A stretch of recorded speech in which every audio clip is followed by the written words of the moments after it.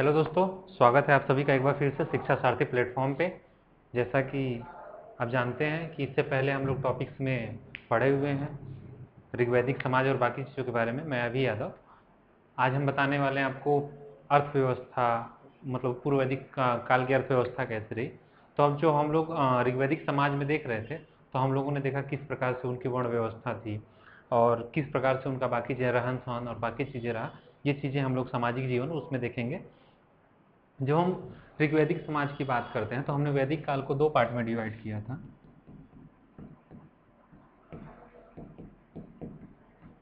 जब वैदिक काल पढ़ रहे थे इसको दो पार्ट में डिवाइड किया था। एक पूर्व वैदिक काल जो 1500 बीसी से लेकर 1000 बीसी के बीच था, और एक उत्तर वैदिक काल जो 1000 बीसी से लेकर के 600 बीसी के बीच था। ठीक है, तो आज हम देखेंगे अर्थव्यवस्था उनकी कैसी थी, किस प्रकार से वो किसके ऊपर निर्भर रहे। ठीक है, उसके बाद हम लोग देखेंगे बाकी चीज़ें। तो जब हम ऋग्वैदिक समाज में देख रहे थे तो उसमें हमने देखा कि वर्ण व्यवस्था था। हाँ, जो ऋग्वेद के 10वें मंडल में एक पुरुष सूक्त आता है उसमें वर्ण व्यवस्था की चर्चा की गई है, किस प्रकार से वहाँ पे महिलाओं की स्थिति रही और बाकी चीज़ें रही। ठीक है, ये चीज़ें हमने देखा हुआ है। आज हम शुरू करने जा रहे हैं ऋग्वैदिक अर्थव्यवस्था। तो चलिए देखते हैं। और देख, क्योंकि मेन चीज़ क्या है कि अर्थव्यवस्था जानना ज़रूरी है। आप घर पे भी हैं तो आपकी इकोनॉमी कैसे चल रही है, देश की इकोनॉमी कैसी है, घर की इकोनॉमी कैसी है, कितना हमें खर्चा करना चाहिए, कितना नहीं करना चाहिए, ये चीज़ें भी हमें घर की पता होनी ज़रूरी होती है। तो ठीक है, अब जब घर की पता है तो इनका भी जान लेते हैं कि ये लोग कैसे रहते थे, इनकी व्यवस्थाएं कैसी थी। ठीक है, और देखते हैं, शुरू करते हैं। ठीक, जब हम इसमें वैदिक काल में देख रहे हैं तो वैदिक काल में हमने देखा पूर्व वैदिक काल। ठीक है, और दूसरा हमने देखा उत्तर वैदिक काल। ठीक है, जब हम पूर्व वैदिक काल और उत्तर वैदिक काल देख रहे हैं तो हम इसमें दो चीज़ें देखेंगे। जो पूर्व वैदिक काल है इसमें हमने देखा इसका समाज कैसा था। ठीक है, हमने इसमें देखा समाज कैसा था। ठीक, अब हम देखेंगे अर्थव्यवस्था इनकी कैसी थी। ठीक है, इसके बाद हम लोग देखेंगे राजनैतिक व्यवस्था इनकी कैसी थी।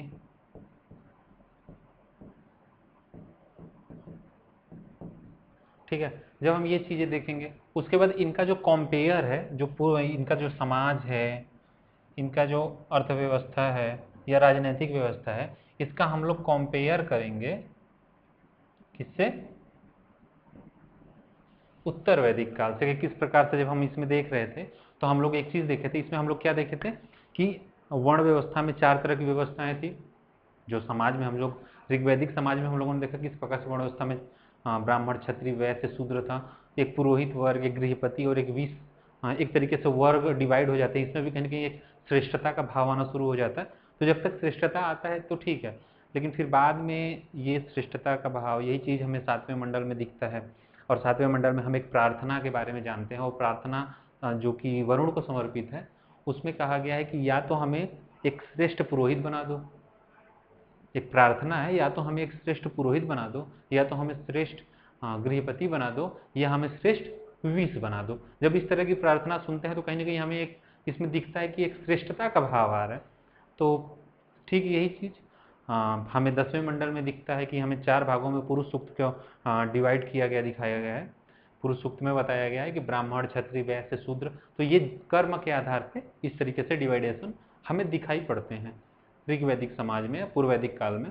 तो पूर्व वैदिक काल में यानी कि जो 1500 से 1000 बीसी के बीच है। लेकिन जब हम इसके बाद उत्तर वैदिक काल में जाते हैं तो यही चीज़ जो हमें दिख रहा था कि वर्ण व्यवस्था के आधार पे है, वर्ण व्यवस्था ब्राह्मण क्षत्रिय वैश्य शूद्र है, ये है तो सही, लेकिन ये कर्म के आधार पे कि एक ही परिवार में अगर कोई व्यक्ति वेद का पठन पाठन करता है तो वो क्या बनता है? ब्राह्मण। अगर वो रक्षा का कार्य करता है क्षत्रिय, अगर वो व्यापार का कार्य करता है वैश्य, और अगर वो हमें दिखाई पड़ता है कि वो सेवा भाव रख रहा है तो कहीं ना कहीं हम शूद्र कह दिया जाता है। तो इस तरीके से हमें कर्म के आधार पे चारों भाग, एक ही परिवार के लोग इसमें हो सकते थे।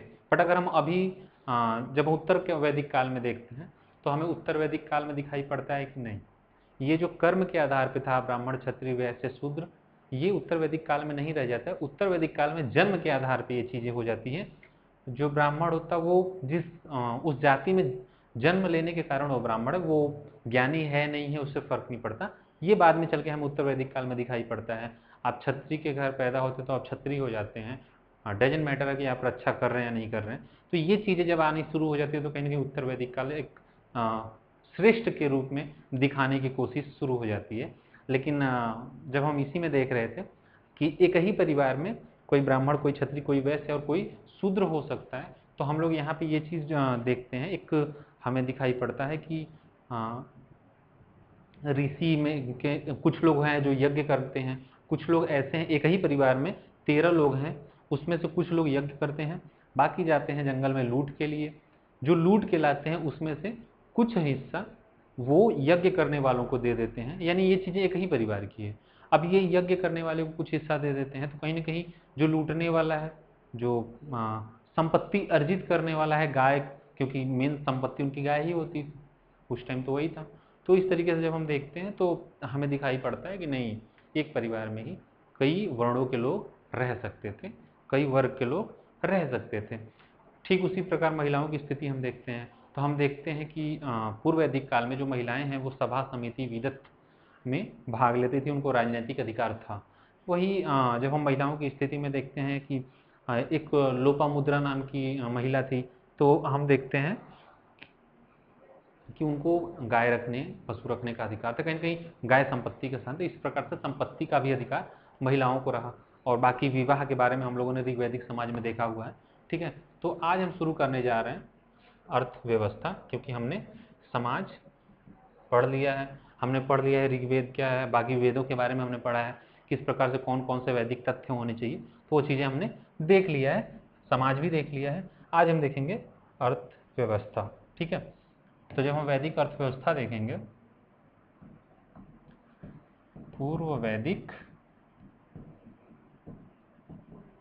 अर्थव्यवस्था, ठीक है, जब हम इसको देखेंगे ऋग्वैदिक इकोनॉमी, तो इसमें हम लोग दो चीज़ों को फोकस करेंगे। इनका मुख्य रूप से दो ही चीज़ था, कृषि और पशुपालन। इनके अर्थव्यवस्था का जो मुख्य साधन था वो कृषि और पशुपालन था। जब हम पूर्व वैदिक काल पढ़ेंगे तो पूर्व वैदिक काल में हम, आज हमारे पास बहुत सारे हैं कि हम अर्थव्यवस्था के लिए बहुत सारी चीज़ें कर सकते हैं। पशुपालन, ठीक है, पशुपालन होता है और बाकी चीज़ें हम लोग अर्थव्यवस्था के रूप में करते हैं। आज तो खैर आज के समय में क्या है, वो तो चंद्रमा पे भी चले जा रहे हैं, तो वो है। लेकिन ये जो शुरुआती दौर रहा, जब समाज एक तरीके से डेवलप हो चुका था कुछ हद तक, लेकिन ये हड़प्पा सभ्यता की तरह एक नगरी सभ्यता नहीं थी। तो यहाँ क्या रहा, ये लोग कृषि और पशुपालन पर मुख्य रूप से निर्भर थे। ठीक है, ये इनका जो गाय था वो संपत्ति का साधन होता था। ये चीज़ें हमने देखा हुआ है। ठीक है, हम लोग बाकी चीज़ें देखेंगे। इसमें हम लोग देख रहे हैं कि उनके जो आजीविका का साधन है, जो जीविका है उनकी, वो कैसे चलती है, तो वो पशुपालन। जैसे कुछ जो पालतू पशु होते हैं, ठीक है, पालतू पशु, पालतू पशु में क्या, तो हम लोग देखेंगे गाय, ठीक है, तो इस तरीके के वो पालतू पशु का पालन करते हैं। और इनसे मतलब गाय होगी तो सीधी सी बात है उनको मांस मिलेगा, गाय होगी तो उनको खाने पीने की चीज़ें मिल जाएंगी। आज हम लोगों के यहाँ है कि नहीं, यहाँ ठीक है, ये इतना मतलब इतना ज़मीन है, इसमें इतनी खेती हो जाएगी, इतनी सामान हो जाएगा, इतना खरीद लिया जाएगा, ये चीज़ें आज हैं। लेकिन उस समय के लिए ये चीज़ें कर पाना काफ़ी कठिन था। उस समय का जो जीवन था वो इतना आसान नहीं था जितना कि आज है हमारे पास। आने जाने के साधन और बाकी चीज़ें हमारे पास हैं, लेकिन उस टाइम आने जाने का साधन आज की तरह हर घर में 4 व्हीलर, 2 व्हीलर और बाकी गाड़ियाँ आज भले हो जाती हैं। लेकिन ये जो समय रहा, जब हम पूर्व वैदिक काल की बात कर रहे हैं, तो पूर्व वैदिक काल में हम देखेंगे ऐसा समय मतलब इस टाइम पे ऐसा नहीं था कि आप साधन के लिए भी आप इस तरीके की चीज़ें यूज कर सकते थे। ठीक है, तो ये ऐसा समय था, उस समय पे ये लोग पशुपालन के तौर पे ज़्यादा, खास करके वो पालतू पशु को पालते थे। ठीक है, और इनके जो अगर हम बात करें तो जो इनके विनिमय का साधन था, विनिमय का अगर साधन बोलें तो गाय ही था। इनके विनिमय का साधन जो था वो गाय था। कुछ ऐसे चीज़ें कि जैसे कुछ वस्तु देना हो तो आप हमें गाय दे दो और आप ये वस्तु ले लो, आप हमें यहाँ पे गाय दे दो, वहाँ कोई और वस्तु ले लो। तो इस तरीके से, एक तरीके से हम कह सकते हैं कि संपत्ति के तौर पे गाय को देखा जाता। जैसे आज है ना कि आप हमें इतना पैसा दे दीजिए और ये वस्तु ले लीजिए, इस वस्तु के लिए हमें इतना पैसा लगेगा या ये लगेगा, इस प्रकार से गायों का यूज होता था और वो विनिमय का इनका साधन रहता था। ठीक है, अगर हम बात करें इसमें तो ये यहाँ पे होता क्या था कि भूमि दान या जो व्यक्तिगत वो भू स्वामित्व की धारणा इनमें विकसित नहीं हुई थी। जैसे भूमि दान करना और बाकी चीज़ें करना, इनमें ऐसा नहीं था। जैसे आज है ना कि ये इतनी ज़मीन है, आप इसके ये ले लीजिए और हमें इतना पैसा दे दीजिए, बाकी चीज़ें। उस टाइम ऐसा नहीं था। गाय के विनिमय के लिए जो गाय हमें देते उसके लिए ये नहीं कह सकते कि हम ये गाय दे रहे हैं, हमें ये वाली ज़मीन चाहिए। ऐसा कोई भूमि दान और बाकी चीज़ें को मतलब इस तरीके की मतलब इनके यहाँ कॉन्सेप्ट नहीं था, ये चीज़ हम कह सकते हैं। ठीक है, अगर हम बात करें, अगर हम इनके कृषि की बात करें, क्योंकि कृषि हो गया। ठीक है, अगर हम कृषि की बात करते हैं तो हम यहाँ पे क्या देखेंगे, संपत्ति का साधन गाय था, पशुपालन करते थे, छोटे छोटे जो पालतू पशु होते थे उनको ये पालते थे। ठीक है, अब जब हम अगर कृषि की बात करें तो कृषि में एक जो ब्राह्मण ग्रंथ है, एक ब्राह्मण ग्रंथ है। अगर आपको हम वेदों के बाद ब्राह्मण ग्रंथ और उपनिषद बाकी चीज़ों के बारे में आगे डिस्कशन किया जाएगा। ठीक है, तो एक ब्राह्मण ग्रंथ है, वो कौन सा है, शतपथ ब्राह्मण। जब हम शतपथ ब्राह्मण को देखते हैं, ठीक है, ये एक ब्राह्मण ग्रंथ है। ऐतरेय ब्राह्मण हुआ, शतपथ ब्राह्मण हुआ, ये जो उत्तर वैदिक काल है तो उस टाइम पे ये ब्राह्मण ग्रंथ लिखे जाने शुरू हो गए थे। तो उसकी जानकारी हमें एक ब्राह्मण ग्रंथ शतपथ ब्राह्मण से मिलती है। ठीक है, और इसमें बताया गया है कि जो इसमें बताया गया है कि शतपथ ब्राह्मण में ही कृषि की कौन कौन सी प्रक्रियाएं हैं उसका उल्लेख हमें इस में किया गया है। कृषि के प्रक्रियाओं का उल्लेख, कृषि प्रक्रिया का जो उल्लेख है वो हमें ब्राह्मण ग्रंथ में शतपथ ब्राह्मण एक है उससे हमें प्राप्त होता है कि किस प्रकार से ये प्रक्रियाएं हुआ करती थी। ठीक है, अगर हम बात करें ऋग्वेद की, ठीक है, ऋग्वेद की अगर बात करें तो अब हम कृषि पे जब बात कर रहे हैं, ठीक है, ऋग्वैदिक कृषि, अब ऋग्वैदिक एरा चल रहा है। ठीक है, तो इसमें हम क्या बात करेंगे, जब हम इसमें देख रहे हैं कृषि को तो हम क्या देख रहे हैं कि हमें कृषि की जानकारी एक शतपथ ब्राह्मण में मिलता है। ठीक है, शतपथ ब्राह्मण में कृषि प्रक्रिया का उल्लेख है।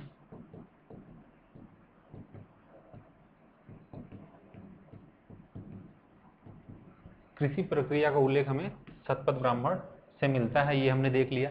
अगर हम बात करें ऋग्वेद की, ऋग्वेद से हमें क्या मिलता है, किस प्रकार से कृषि की जानकारी हमें मिलती है, तो जब हम ऋग्वेद में देखेंगे तो जो बुआई है, जुताई है,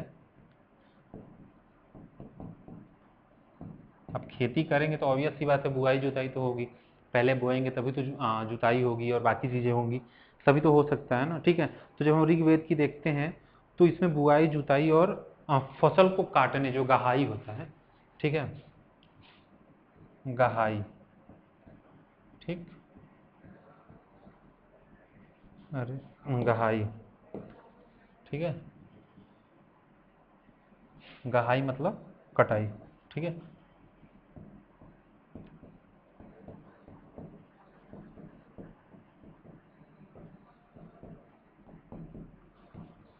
तो हमें ऋग्वेद से, ऋग्वेद के पहले और 10वें मंडल से,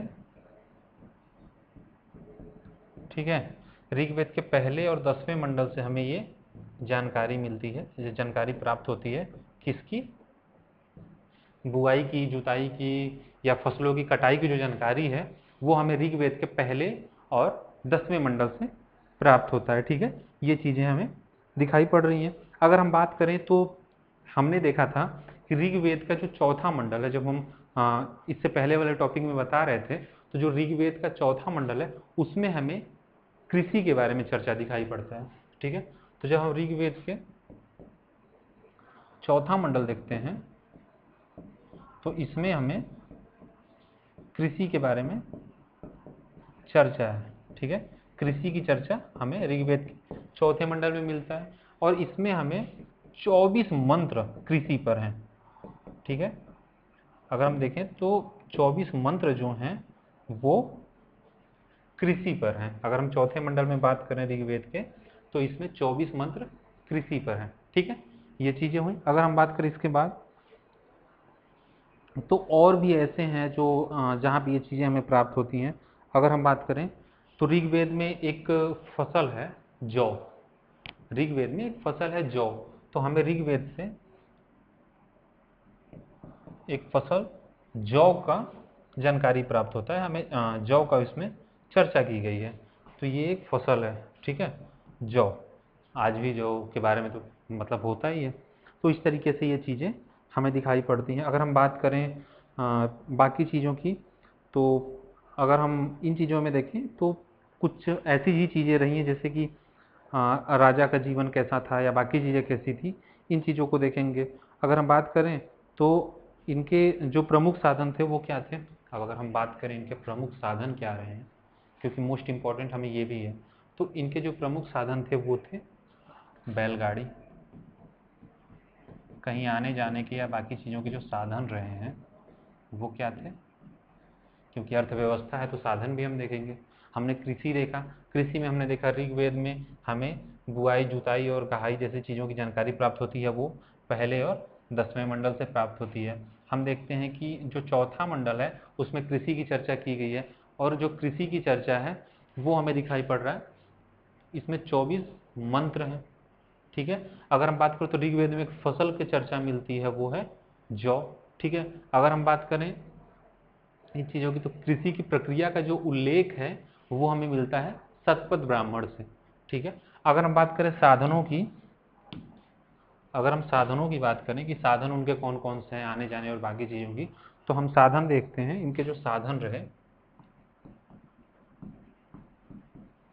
अगर हम साधन की बात करें पूर्व वैदिक काल में, तो जो साधन रहे वो कौन से रहे, तो हम यहाँ पे क्या देखते हैं कि जो बैलगाड़ी हुआ, ठीक है, बैलगाड़ी हुआ। अगर हम बात करें बैलगाड़ी के अलावा तो रथ हुआ। ठीक है, अगर हम बात करें बैलगाड़ी हुआ, रथ हुआ और नाव, ये हमें साधन इनके दिखाई पड़ते किस प्रकार से वो यात्राएं करते हैं। आज की तरह नहीं है कि एरोप्लेन में बैठे और निकल गए, उड़ गए। आज एरोप्लेन में यहाँ हैं, एरोप्लेन में बैठे और निकल गए, हम चाइना पहुँच गए, हम अमेरिका पहुँच गए, यूएई पहुँच गए, या फिर ब्रिटेन पहुँच गए। तो ऐसी चीज़ें आज जितना आसान हमें दिखाई पड़ता है, हम फोर व्हीलर में बैठे और कहीं चले गए, ऐसा नहीं था। उस टाइम बैलगाड़ी ही साधन होता था। अभी कुछ दिन पहले तक, आज भी हमारे यहाँ तांगा चलता हुआ दिखाई पड़ता। ठीक है, तो ये चीज़ें हुई। रथ शादियों में हम लोग देखते ही हैं, शादी में किस प्रकार से रथ जाता है, दूल्हा सज धज के जाता है। ठीक है, तो ये चीज़ें हैं। नाव खैर आज भी हमारे यहाँ दिखाई ही पड़ती है। तो ये जो साधन थे हमें पूर्व वैदिक काल में, पूर्व वैदिक काल में ये साधन इनके थे, कहीं से आने जाने के लिए इनके ये साधन पूर्व वैदिक काल में ऐसे थे। ठीक है, अगर हम बात करें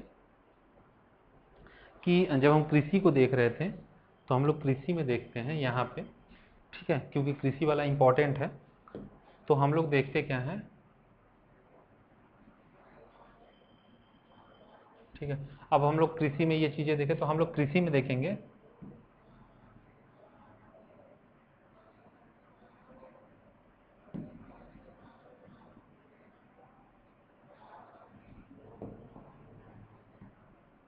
अगर हम कृषि में देखें, गड़बड़ हो जा रहा है यार, है ना।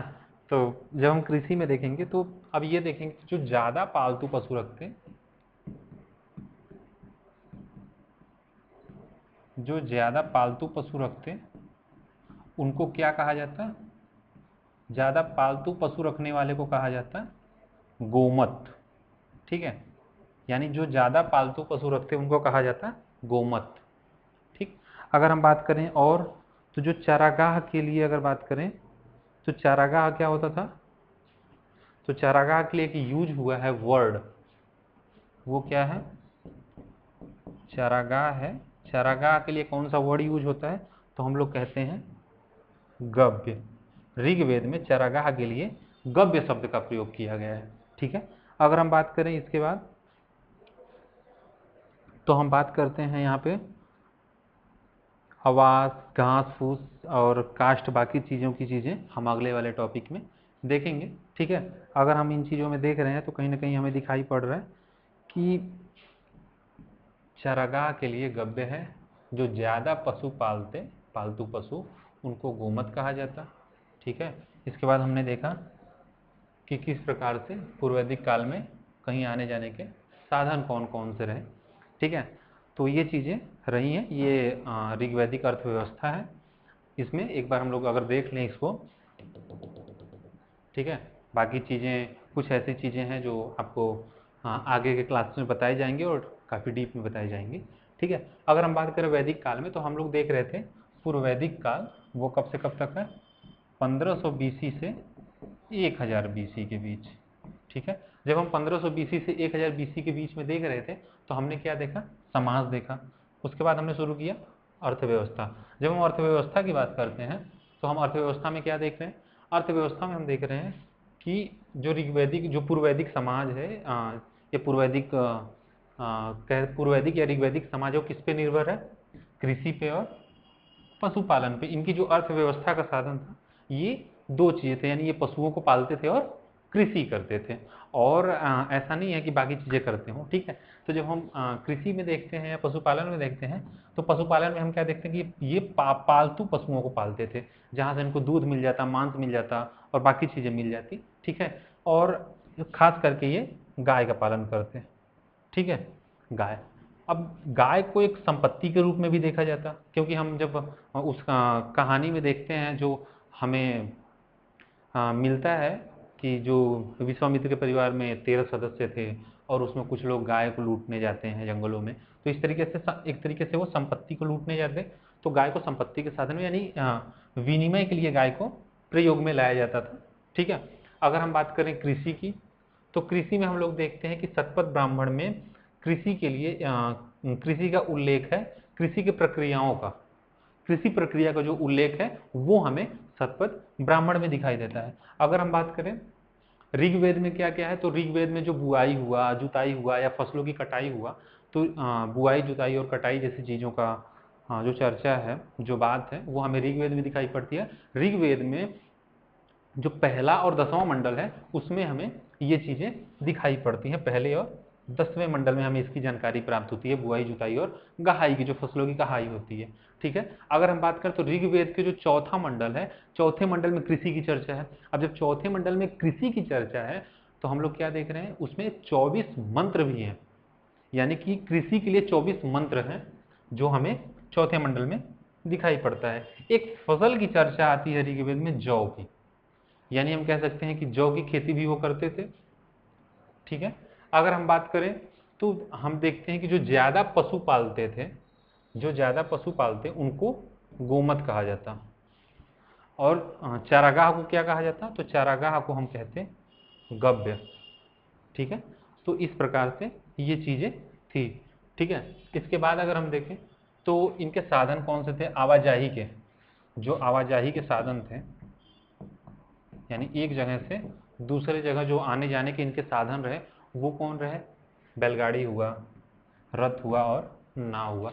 इस तरीके से वो साधनों का इस्तेमाल करते और एक जगह से दूसरे जगह को जाते थे।